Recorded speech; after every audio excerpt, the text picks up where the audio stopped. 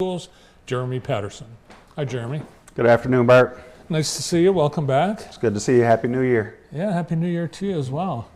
You're enjoying the holidays, I understand, by going to basketball games the past few. A little bit of everything. We had football, basketball, all the sporting activities, and like you said, mild January, so it's been easy to get around.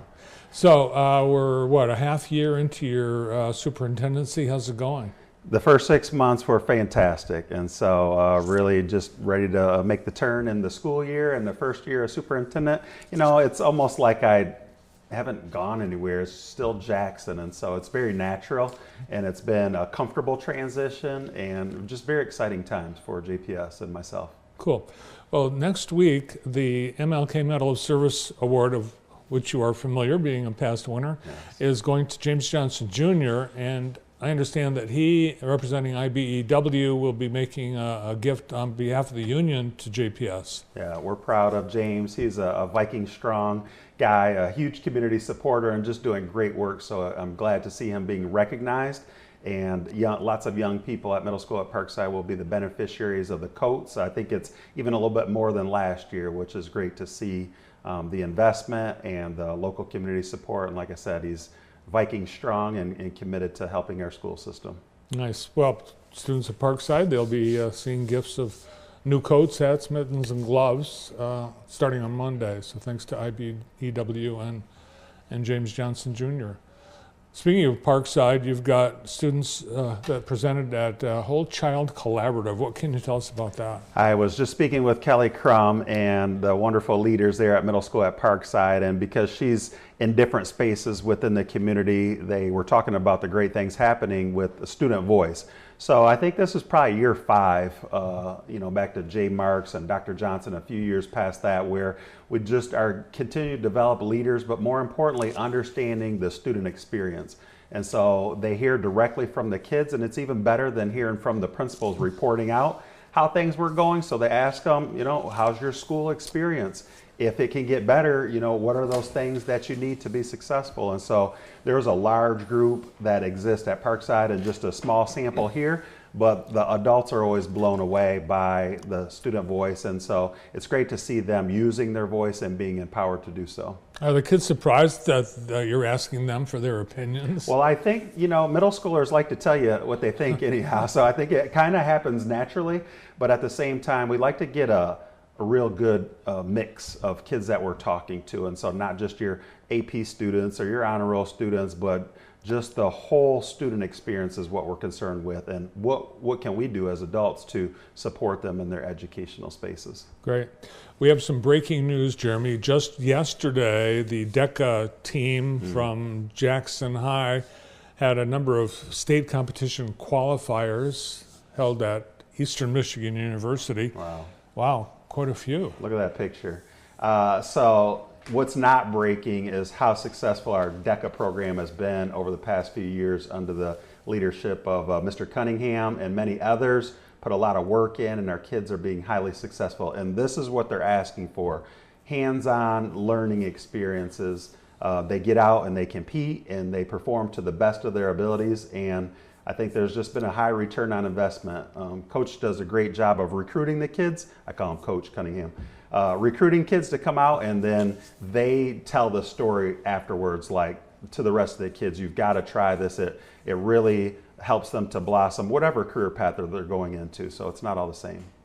This has got to be one of your best showings in DECA competition. Yeah, so I, you know, no pressure or anything, but there was a few that went to the states and then the national competition the past few years. So I think they understand the tradition of excellence there, and judging by that picture there, they're going to continue on to be very successful. I have a nephew who did really well in DECA in Georgia, and it's like the most important thing to him on his resume. Right. And he credits that with the success that he's been having in his profession. It's personal to them, so it's not something they learn out of a book, and they can just take this thing and run with it. They probably create businesses and sharpen those entrepreneurial skills. So we're very proud of the kids that went on to participate, and love to see those photos there. Congratulations.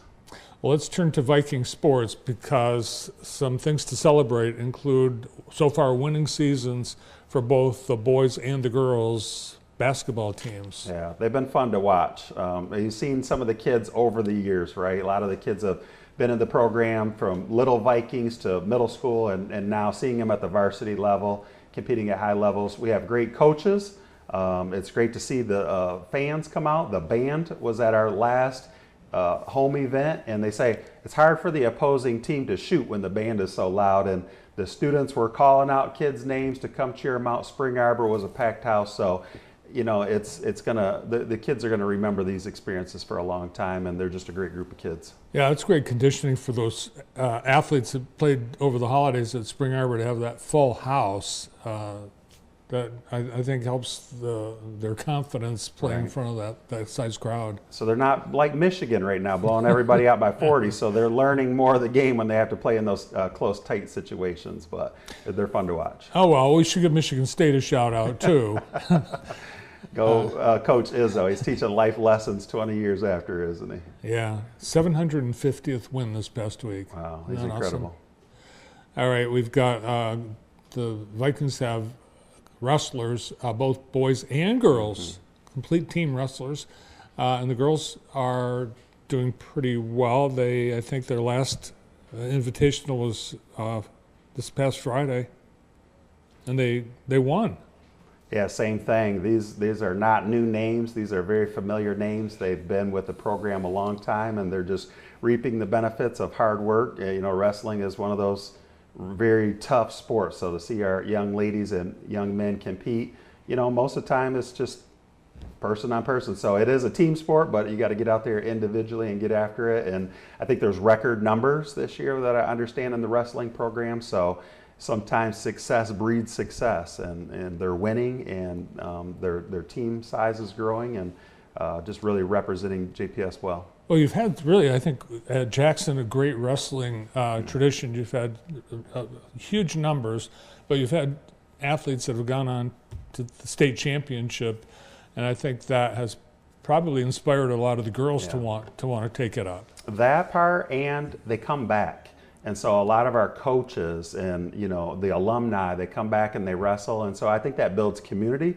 And then people, it feels like homey, or these are my people. And so I think that's another great draw. So just kudos to our coaching staff for just being visible and recruiting people and staying in touch. So it feels like the Viking family, if you will. Yeah, you have a pretty deep coaching staff. Plus, you have quite a few volunteers that are supportive of the team as well. By the way, Ayanna Walker and Kaylee Bonner placing on the podium at that last invitational. Well, I think a lot of people over the holidays might have put on a few pounds, and going back to school and eating at JPS and Tar Foods, they're not going to lose that weight that fast. I hope they have gym and weight training and see our strength and conditioning, because we've got the good food in there and always trying new things. And so it's great to see the young people experimenting their different palates and having those opportunities. So I think we have a few chef visits coming up, and that was not my school lunch right there. So we're making great strides and gains. Do you remember what your favorite school lunch was? Yeah, we walked down to the gas station and got something out of the bread box down there when that used to exist many moons ago. Jackson High folks will remember that. Yep, the Wholesome Bakery. Way Bakery was one street over from J High, and you could smell the bread being baked, but you could buy all of that stuff right there. Wasn't a balanced diet. No. Well, chicken shawarma, and we've had Greg Tarr here before talking about. For some reason, that's the biggest hit at JPS. Chicken shawarma. I don't even think I say it right. I would say like the Mongolian barbecue style. I think they have a Kung Pao cook-off coming up. Maybe I let the cat out of the bag, I don't know, but that's what I heard recently. Is I always think of the Mongolian barbecue experience and how lucky they are to have those options. Yeah, it is pretty cool. Invite us over next time they're doing the special lunches. This month, and they get a whole month, I understand, the school board Appreciation Month. How's your district celebrating your school board? Well, first and foremost, we're just very grateful for great leaders who, take on that role. There's a lot of extra time. There's absolutely no compensation for serving on the school board at JPS. And so it's really, comes from the heart and serving the community. And what a better way to do that than invest in young people. So we've been highly successful because of a lot of decisions that are made at the board level. And it's not always an easy job, but this is a great time to say thank you. We kind of reset, if you will, with the organizational meeting in January, and not only do the school board members get a small gift like all of JPS did, but they have a gift giving that they do to all of the schools through books. And so we're excited about that and a few other activities just to say thank you to JPS. They're amazing individuals who serve sometimes up to 6 years or even more. So that's a tremendous sacrifice, and we're grateful. Yes, and there's zero compensation, no pay. It's all volunteer, and it's a tough job. That, and there's a lot of trust and faith from our community because they're elected officials, and they serve the community very well. They get involved in a lot of different things, do building walks. So there's a lot of different ways that they try to get involved and make sure they're doing their duties to the best of their abilities. Nice. We salute all the school board members of JPS and all school board members serving in our community. Your son was just spotted out on the street this morning with a fresh haircut. What's he up to? Just got back from New York on a little break from Michigan State and living his best life. So he's working on headshots now. So if anybody's out there looking to hire mechanical engineering, we'll be calling soon. Nice. And how were the holidays for the Patterson family? Pattersons were great. I got a 16-year-old driver now, so the roads haven't been too bad for her. So that's been a blessing. Mom and I don't have to worry, and she gets a little practice there. And grandbabies, I have 2 grandbabies now, so that's always a blast celebrating with them over the holidays. Nice. Well, the bond that passed, I know people are wondering what will be the first sign of any kind of capital project from that bond. What's the plan, the timeline in terms of when people will start to see something? Yeah, maybe this summer I think people might start to see things. I don't think the funds will hit the bank account till later, maybe March, April. And so we'll start to get into the planning phase, and one of the least disruptive times is in the summer where our buildings are empty. So we'll look at some of the roof projects and some of the parking lot projects, and some of the bigger projects will take more time to plan out.